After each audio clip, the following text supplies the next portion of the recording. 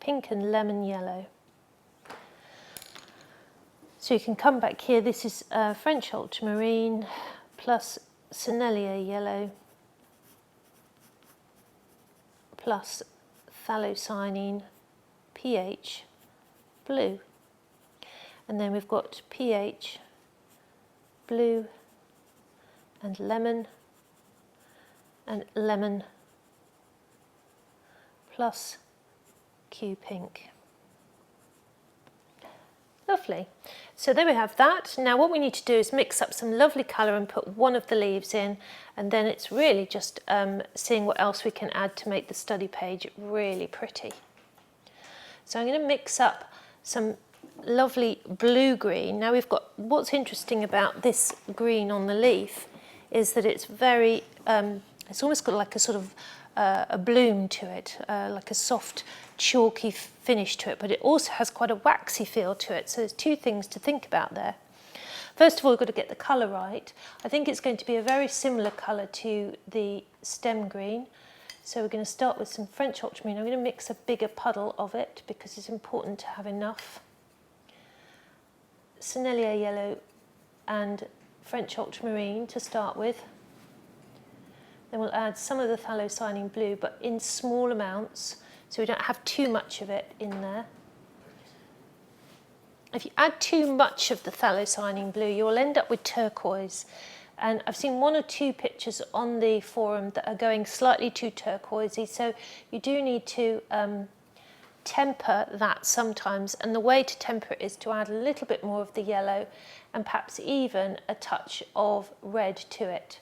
And this will tone down that really bright turquoise feel to it. I'm going to add some lemon to it now, right at the end.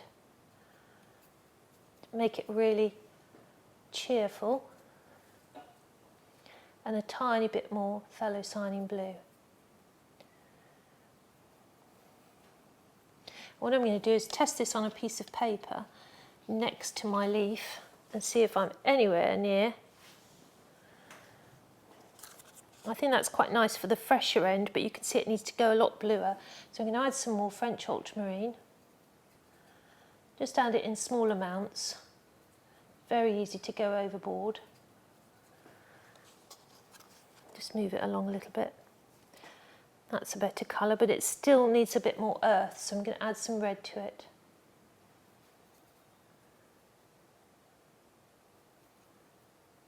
And a touch more yellow. We'll get there in the end. That's better. It still needs just a tiny bit more phthalocyanine and a little bit more lemon.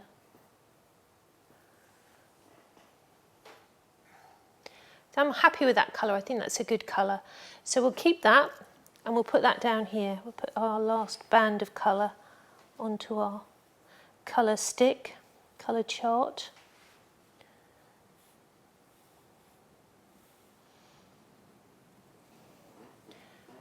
And let's get one of the leaves in anyway. So what I'm going to do is I'm going to put a really good glaze over the whole leaf.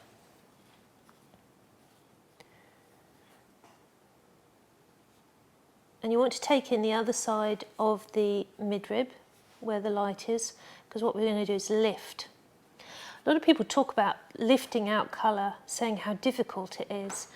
And lifting really depends on, obviously you've got to have good paper, good quality paper so you can lift off. You need to make sure that your glaze is well soaked in so that it's really evenly covering the paper and glistening. It's got to be like an ice skating rink, and you're just going to sort of lay it over and the paint skids over the top. And then before it settles in, that's when you lift off.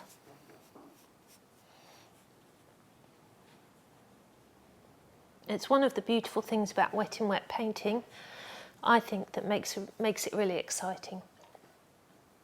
I'll pick up some of that colour and I'm going to drop it on in a nice soft sweep.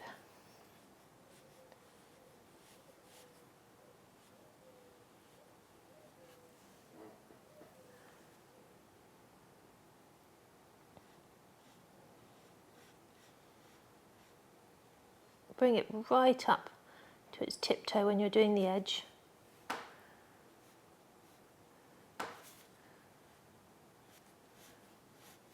And you can see it's sitting on top of the paper, quite sort of wet, and there's a lot of it, you know. It's really quite scary, this bit. I do appreciate the scariness of it. But you want to get the edge as neat as you can at this stage, which just means slowing the brush down and really working it so that it sits into a nice clean edge.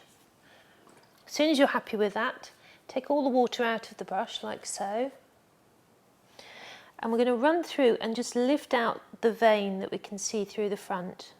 So we're just mopping through for that. And a mop through the midrib, like so. And then lift out some highlight.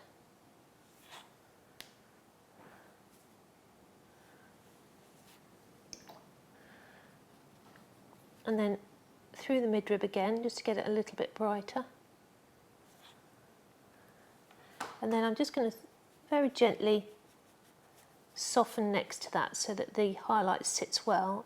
And while I'm up here, just tidy that leading edge. And lift through that vein again. And it goes off like so. And there's another vein just here. I'm going to lift out. They're very soft veins, they're not very sharp. And then just while your brush is completely dry, anything that you want to smooth out, do that while it's settling.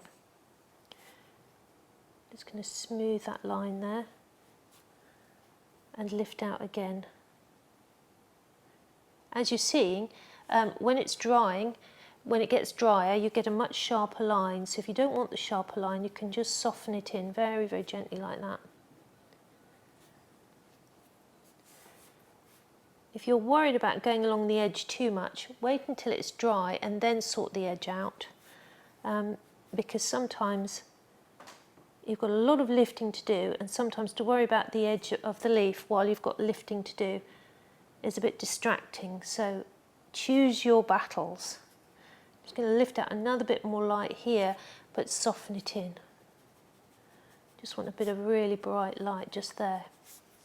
So you can see I worked really consistently through that as it was drying, and didn't panic. Most important thing is not to panic. If it goes wrong, you can always do another one somewhere else. So let's just give that a nice little twiddle through that dark green and just take the excess off, and just while it's settling, take the brush up onto its tiptoe and see if we can't get that edge really nice.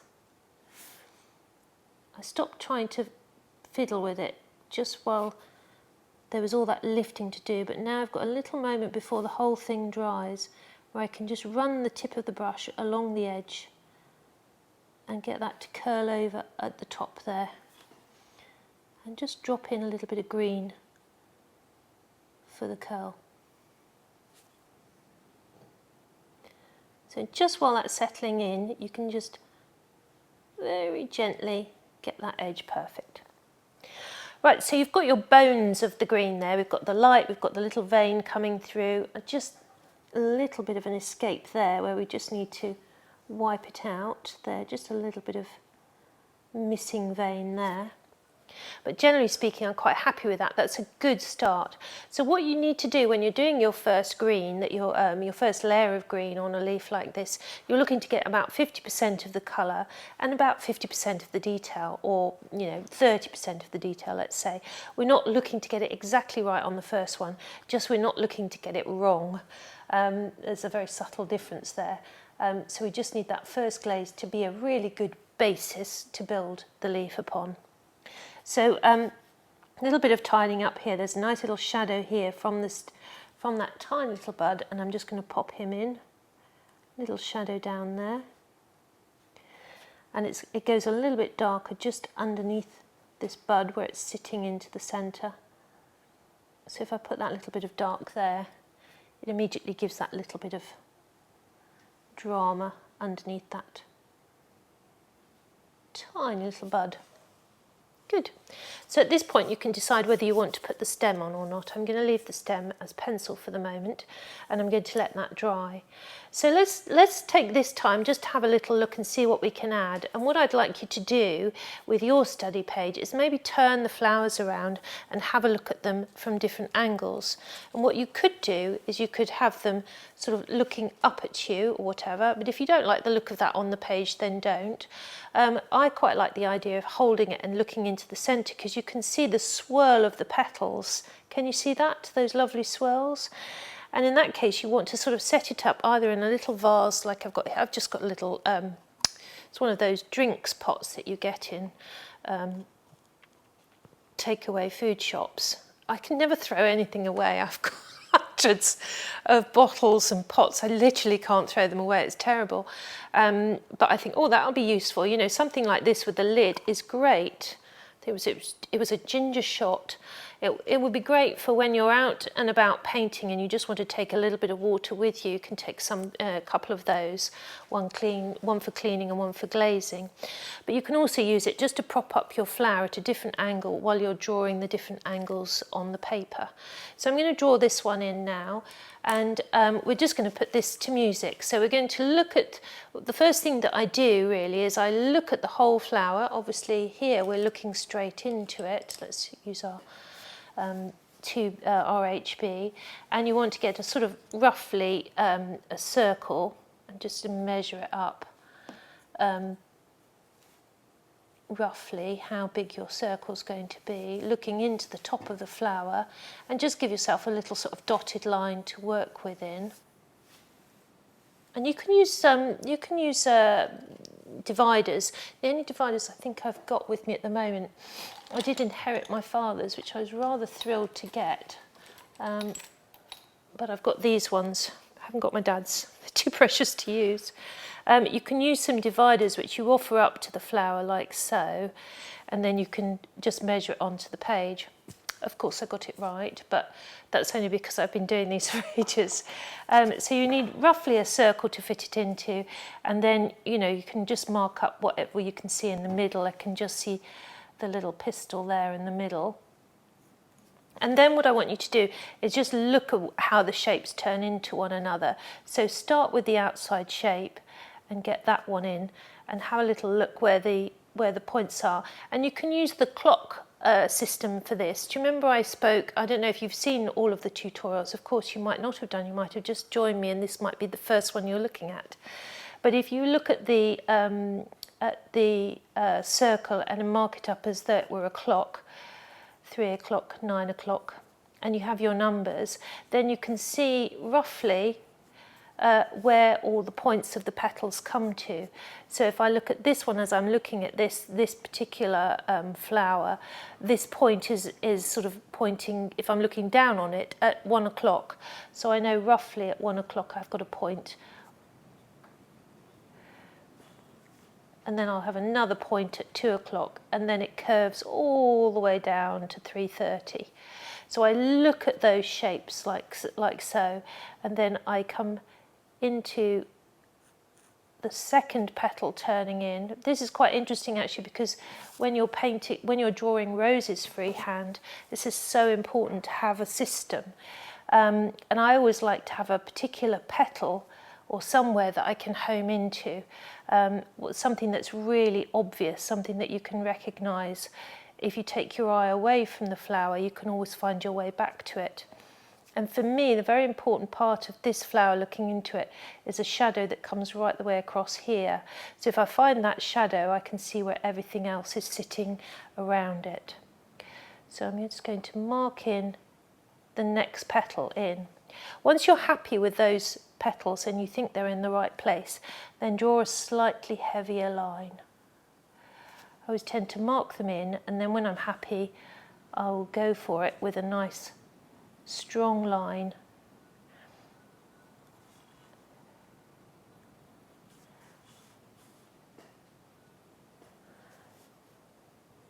I've just got these two areas where they curl into one another, like so. And once you're happy with those, then you can move around and start moving the other ones in until you get this lovely spiral pattern. So mark up the size of the overall flower, mark up where the points of the petals come, or areas of the petal that you can immediately find your way back to. And then once you're happy with that, lightly draw in the shape that you see, and then when you're happy with that, draw it in a little stronger. Off we go.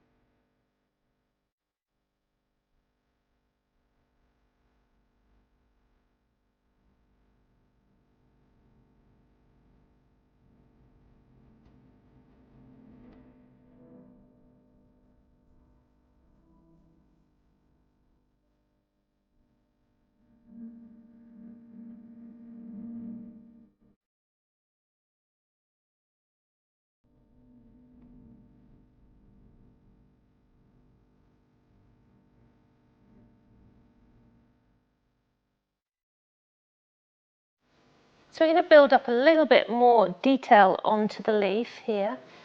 And what I'm going to do is I'm just going to use the tip toe of my brush, pick up a little bit of the colour onto it, roll it to a point, roll it on the dab pads so you've just got a little bit on the end of your brush. And where you can see these lovely little veins, I don't know if the camera can pick that up, there's these nice little veins. We're just going to wiggle those on either side of the vein. It's a bit similar in a way to a viburnum leaf, where you have these lateral veins running along and then all the little sort of creases and veins coming off it.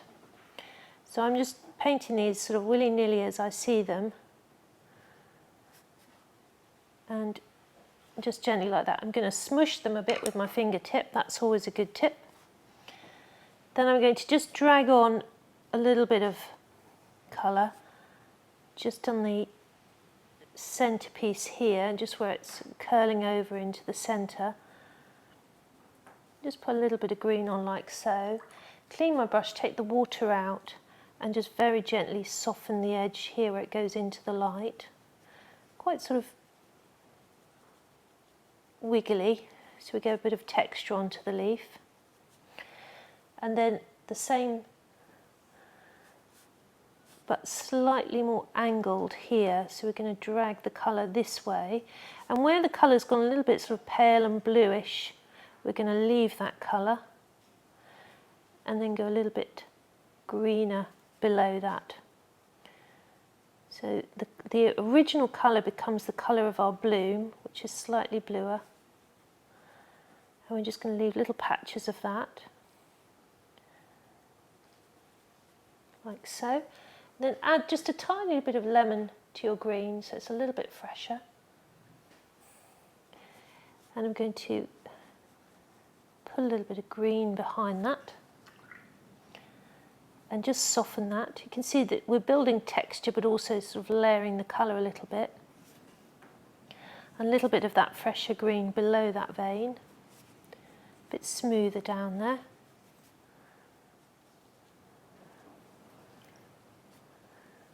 And then I'm just going to run my brush through the vein so we get a soft edge either side.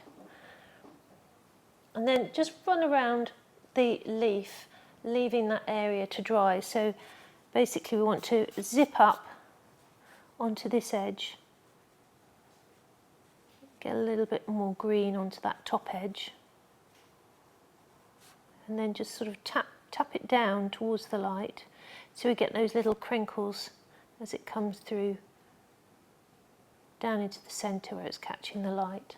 And again, with a clean damp brush, we're just going to sort of wiggle underneath that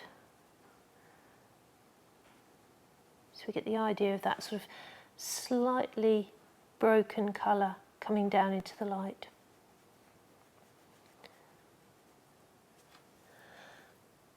Get the green up onto the tiptoe of your brush, and if there's any making good, you can now do that. Just going to get that connected through there.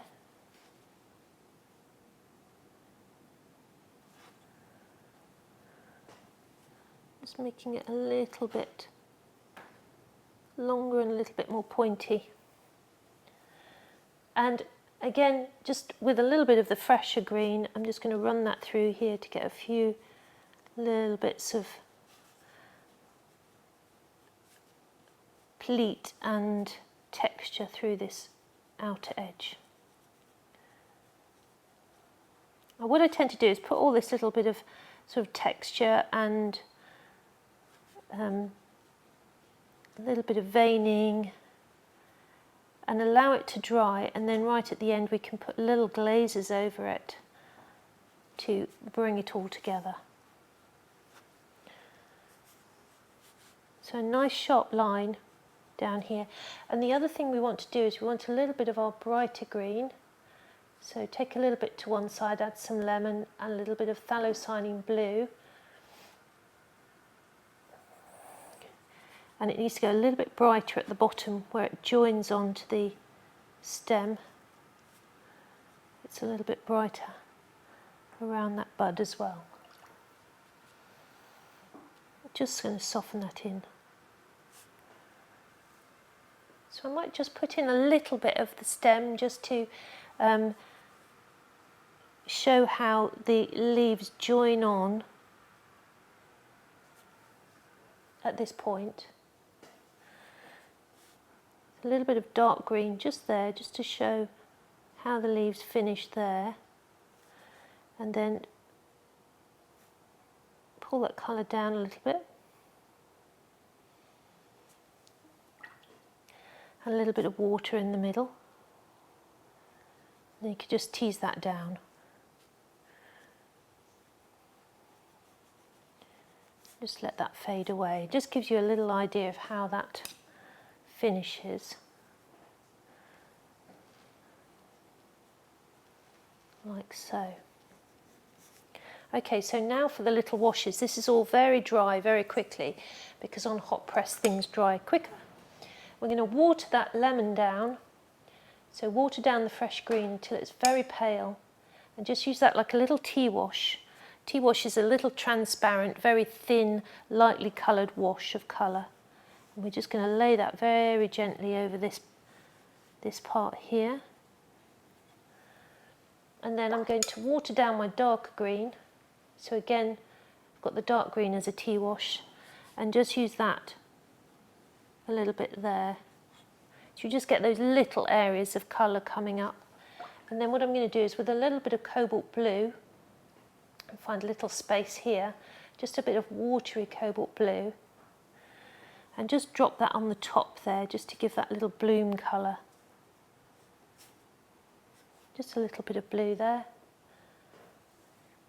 and a little bit of blue here.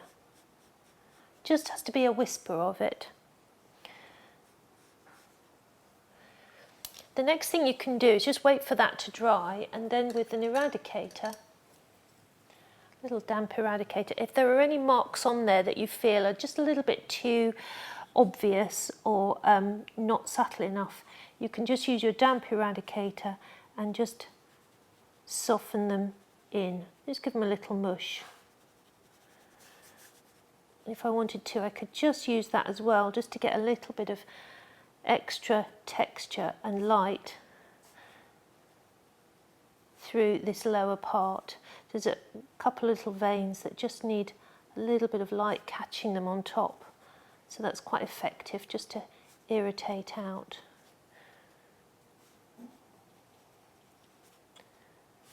And this edge here just could be just a little bit more smushed into.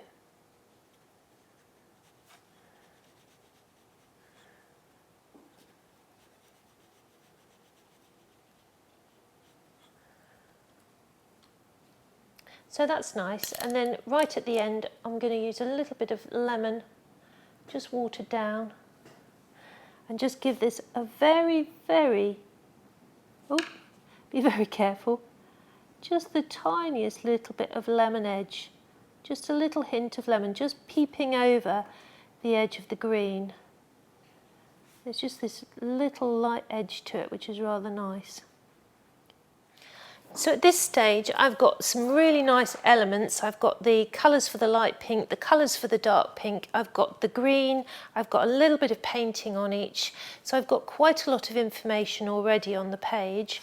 I've got looking down into the flower, and I've got my colours laid out, introducing my new colour and introducing my mixes. So that's really what a study page does, is it has all of the little bits and bobs that you're going to need in order to do a painting. So what I'm going to do now, and we'll put this to music, is I'm going to fill the rest of my page with little elements of the flower. So you might choose, say, to do a little drawing of how the flowers branch off the main stem, and you might want to do a little drawing of how the three go, three flowers in three different stages, or you might want to do just a little drawing of the bud. The buds are beautiful, the way they twirl around in this lovely helter-skelter design, so that would be really nice to make a little study of that. And what I'll do is every time I draw something, I'll take a little photograph of it so that you've got something to play with. But as I say, it's one of those flowers that's really nice. It's all often available at the florist, and they do last a very long time. So a bit like an orchid, it's a good flower for a beginner, but it's also quite a nice flower for making a beautiful painting with. It's a good one to add to a bouquet. So off we go. I'm going to add in some nice little drawings to go with this. I might indicate some colour, but you don't have to. It can be a combination of drawings and little tonal sketches. Off we go.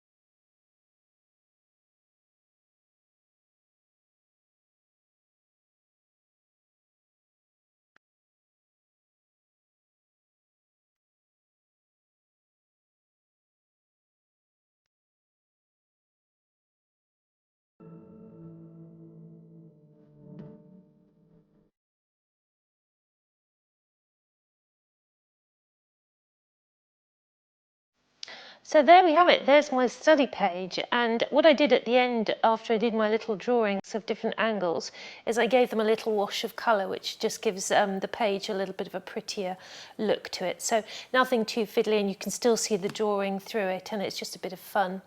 So I hope you've enjoyed doing this. It's a nice simple flower, and I think it's a good one to do for you, because like I say, it's easily obtained from florists the world over, and it's also something that stays still, and it's also got this very interesting twisted makeup of it, and beautiful colours, you know, these lovely dirty soft pinks.